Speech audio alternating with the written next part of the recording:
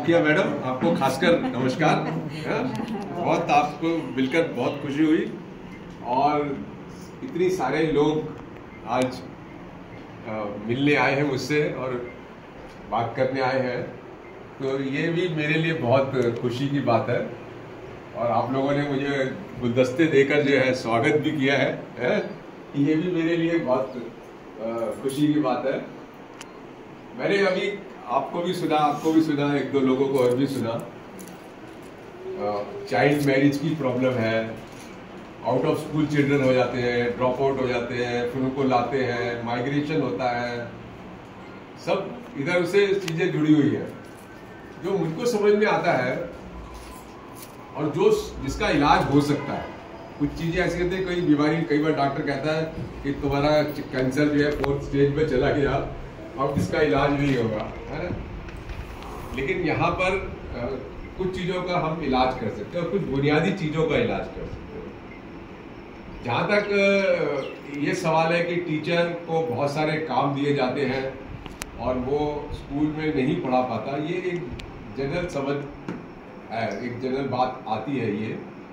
लेकिन मुझे नहीं पता और मैं बहुत श्योर भी नहीं हूँ कि इसमें सच्चाई कितनी है।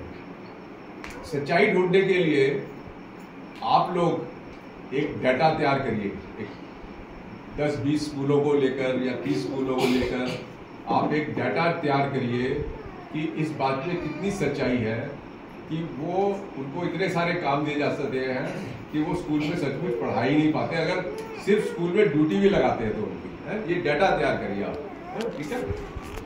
अभी प्रॉब्लम क्या है कि जो हमारा राइट टू एजुकेशन एक्ट है, कानून जो है, उस कानून में ही लिखा हुआ है कि उनको कहीं और काम पे जो नॉन एजुकेशनल वर्क है, जो शिक्षा से अलग चीजें हैं, उनमें नहीं लगाया जाएगा। लेकिन साथ में ये भी लिखा है कि इलेक्शन, सेंसस, इस तरीके के कामों में उनको लगाया जाएगा। तो ये जो BLO और ये इस तरीके की चीजें बना देते हैं, वो उसको उसके साथ जोड़ देते हैं। तो कानून, मुझे लगता है कि उस कानून के अंदर ही बदलाव की जरूरत है, क्योंकि जब तक उस कानून में चेंज नहीं आएगा ये बीमारी चलती रहेगी, है? एक और जो बात मैं कहना चाहता हूँ वो ये कहना चाहता हूँ कि हम अभी आप एक लड़की को चाइल्ड लेबर से या घर बैठे हुए आउट ऑफ स्कूल लेते हैं, 12 साल की है, तो 12 साल स्कूल ही नहीं गई। अब उसको आपने तैयार करा के, उसको अच्छी बात है, आपने उसको 8वीं में या 9वीं में या 10वीं में के लिए तैयार कर दिया, ये तो अच्छी बात है। लेकिन ये स्थिति आई क्यों? अगर वो पहले दिन से, पहली क्लास से वो बच्चा पढ़ता और सारे बच्चे अगर इस तरीके से पढ़ते तो ये सब स्थिति आती ही नहीं। तो हमें ये देखने की जरूरत है कि हम एक ऐसा व्यवस्था बनाए जिसके अंदर हर बच्चा अपना 3 साल का या 4 साल का, जिस उम्र का होता है और जो स्कूल की उम्र क्या होता है, स्कूल में जाए और कम से कम 12वीं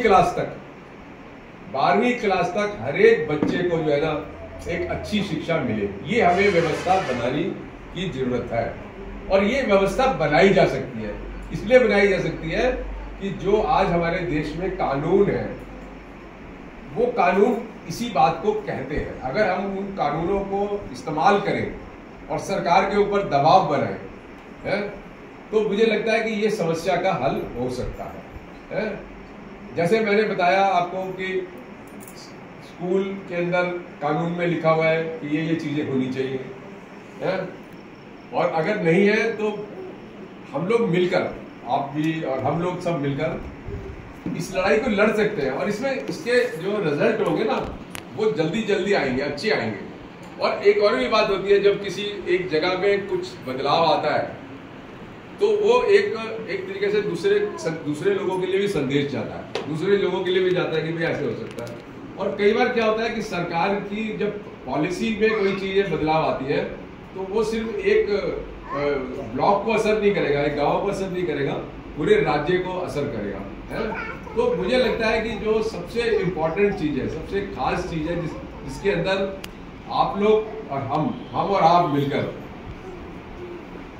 इसके अंदर कार्रवाई कर सकते हैं। और एक और अच्छी बात है, मैं आपको बताऊं, जो शहर के लोग होते हैं ना, शहर के लोग और गांव के लोग में एक बहुत बड़ा फर्क ये होता है कि आप गांव के लोगों को चीजों को आसानी से समझा सकते हैं, नंबर एक। दूसरा ये कि वो लोग उसके लिए तैयार भी होते हैं लड़ाई करने के लिए। शहर के लोगों को आप ना तो आसानी से कुछ समझा सकते हो, और समझाने के बाद भी जो है ना, कोई जरूरी नहीं है कि वो खड़ा होकर आपके साथ जो है लड़ाई मतलब किसी लड़ाई की बात करे। तो ये भी एक बहुत अच्छी बात है कि गांव में जो है जो परिवर्तन आप ला सकते हैं ना, वो शहर में इतना जल्दी नहीं ला सकते। तो अभी जो इसे मैं पहले बता रहा था कि हमें कुछ थोड़ा सा कानूनी लड़ाई लड़नी पड़ेगी। देखो अभी कुछ मामलों को लेकर मतलब हाई कोर्ट या सुप्रीम कोर्ट में भी जा सकते हैं, पब्लिक इंटरेस्ट लिटिगेशन जिसको कहते हैं, वो भी किया जा सकता है। अगर मैं अभी घूमूंगा मैं 6 दिन 5 दिन, उसको देख के कोई एक बड़ी सी रिपोर्ट बना के आपके जो मुख्य न्यायाधीश हैं यहाँ पे झारखंड हाई कोर्ट के अंदर, उनको भी भेजूंगा मैं, और जरूरत पड़ी तो एक रेगुलर पिटीशन भी फाइल करूंगा आपके झारखंड के अंदर, समझिए आप।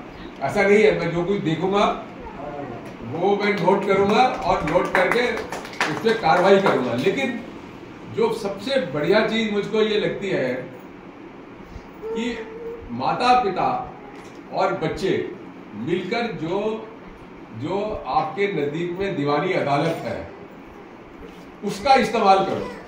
वो हाई कोर्ट और सुप्रीम कोर्ट तो हमारा काम है, हम देखेंगे, लेकिन वो उतनी बड़ी मतलब वो भी लड़ाई है, लेकिन जो लड़ाई आप लड़ोगे जमीनी हक, उस पर पेरेंट लड़ेगा, बच्चा लड़ेगा, वो जो असर होगा ना उसका, वो एक परमानेंट बदलाव होगा। अब जैसे मैंने हाई कोर्ट से ऑर्डर करा दिए कि हर एक स्कूल के अंदर एक पानी की टंकी लगा दो, हाई कोर्ट ने कहा ठीक है पानी की टंकी लगा दो, पानी की टंकी भी लग गई। अब 3 दिन तो पानी आया, चौथे दिन पानी नहीं है, तो टंकी का क्या फायदा हुआ? तो उसको कौन देखेगा? उसको बच्चा ही देखेगा ना, या माता पिता देखेगा कि भाई रोज पानी आ रहा है कि नहीं आ रहा। तो रोजाना की जो लड़ाई है वो कौन लड़ सकता है? मैं नहीं लड़ सकता। हाई कोर्ट या सुप्रीम कोर्ट में मैं वो रोजाना की लड़ाई नहीं लड़ सकता। और एक बड़ा लंबा असर रखने के लिए भी आप लोगों को नीचे के लेवल पे ये लड़ाई लड़नी पड़ेगी। और इसका सबसे बढ़िया तरीका यही है कि जो भी हमारे कानून के अंदर, शिक्षा के अधिकार के कानून के अंदर जो बुनियादी चीजें, बड़ी चीजें तो छोड़ दो कि कोई हमें एक जो है आप अपना एक हमें जो है राष्ट्रपति भवन दे दो, है, या कोई चांद दे दो, या सूरज दे दो, या ये बड़ी चीजें तो भूल जाओ आप। जो बुनियादी चीज है कि एक बच्चा मेरा स्कूल में जाता है, उसको पीने का पानी तो दे दो, उसको साफ टॉयलेट तो दे दो।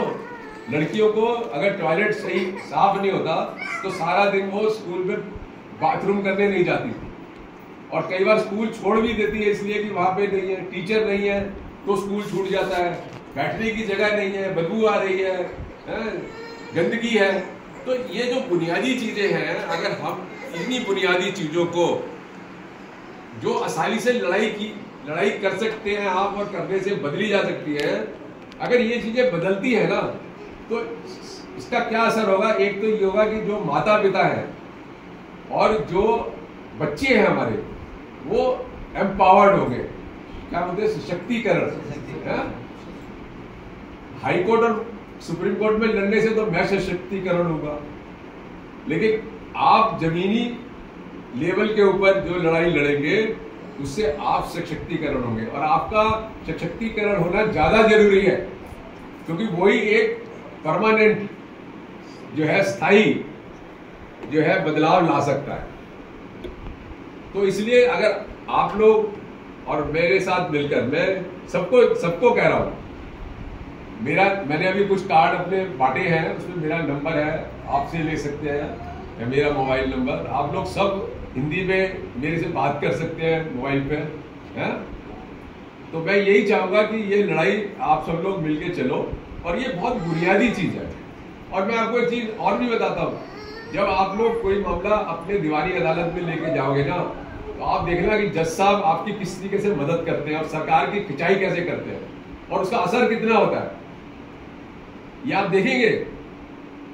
तो अगर आप ये थोड़ा सा एक्सपेरिमेंट करते हैं, आप प्रयोग करते हैं, तो आप देखिए। और फिर एक चीज में अगर आपने ये मतलब जीत हासिल कर ली, तरीका सीख लिया लड़ाई करने का, तो फिर आप बहुत सारी दूसरी चीजों को लड़ाई करने के अंदर भी आप जो है आगे बढ़ सकते हैं।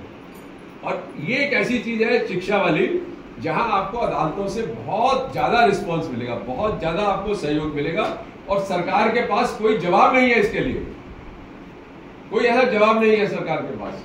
तो आपकी बातें माननी पड़ेगी। तो अगर हम लोग अच्छे स्कूल बना लेते हैं जिसमें सचमुच बच्चों के लिए पढ़ाई हो, तो माइग्रेशन भी असर पड़ेगा, माइग्रेशन भी रुकेगा, ड्रॉप आउट भी रुकेगा, चाइल्ड मैरिज भी रुकेगी, और भी बहुत सारी जो सोशल इविल्स है, बुराइयां हैं, वो असर कर सकती है?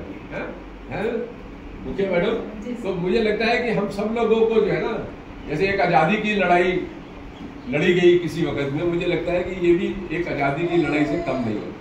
क्योंकि अगर हमें अच्छी शिक्षा ही नहीं मिली तो हम आजाद क्या होंगे? घर में हमारा शोषण होगा, समाज में हमारा शोषण होगा, कहीं मालिक के पास जाएंगे काम करेंगे तो वहां शोषण होगा, तो आजादी है कहाँ? तो आजादी, अगर सचमुच आजादी हमको लेनी है ना, तो हमें शिक्षित होकर और अपने अधिकारों के लिए लड़ने की जरूरत है।